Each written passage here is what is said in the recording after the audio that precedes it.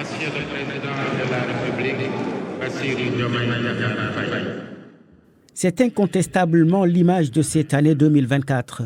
Le président Bassirou Diomaye Faye qui prête serment comme le 5e président de la République du Sénégal.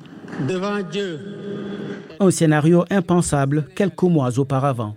Je jure de remplir fidèlement la charge de président de la République du Sénégal. Cette prestation de serment officialise la fin de 3 ans de crise qui a embrasé le pays et plongé les Sénégalais dans l'incertitude. Une incertitude accentuée par le rejet le 5 janvier de la candidature d'Ousmane Sonko et le report de la date de la présidentielle par le président Macky Sall sur fond de soupçons de corruption contre le Conseil constitutionnel et de polémiques sur la binationalité d'une candidate retenue. Ces conditions troubles pourraient gravement nuire à la crédibilité du scrutin en installant les germes d'un contentieux pré- et post-électoral. Alors qu'il porte encore les stigmates des violences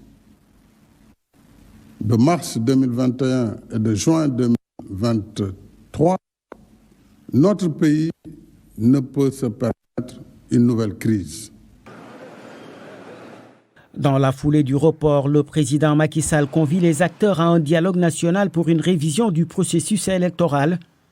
Mais alors que les participants s'entendent sur la date du 2 juin, le Conseil constitutionnel exige le respect du calendrier républicain.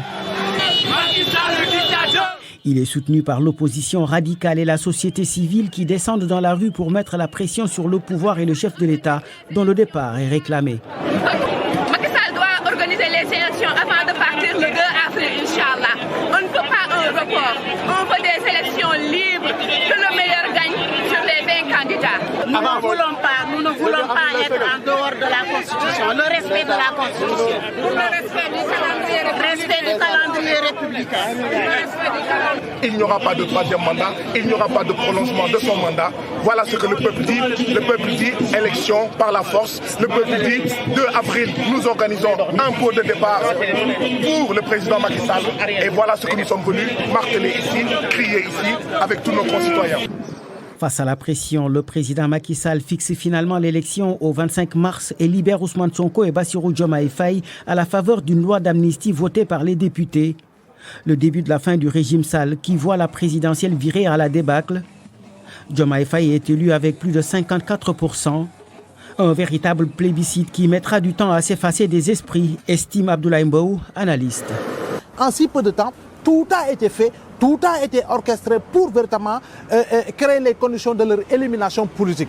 Et de ce point de vue, on se dit tout simplement que Bassirou Diomaye Faye, son entrée en politique et par rapport véritablement à sa montée en puissance, son élection à la magistrature suprême, reste un fait historique, un fait inédit. Et je crois bien que d'ici plusieurs années, nous risquons de ne pas vivre les mêmes épisodes. Un chapitre agrémenté par la victoire éclatante du PASTEF aux législatives anticipées du 19 novembre. Le pouvoir s'offre ainsi une majorité confortable à l'Assemblée nationale pour effacer les derniers vestiges du régime de Macky Sall. Ultime épisode d'une année particulièrement bouleversante. Wahani Johnson Sambou pour VOA Afrique, Dakar.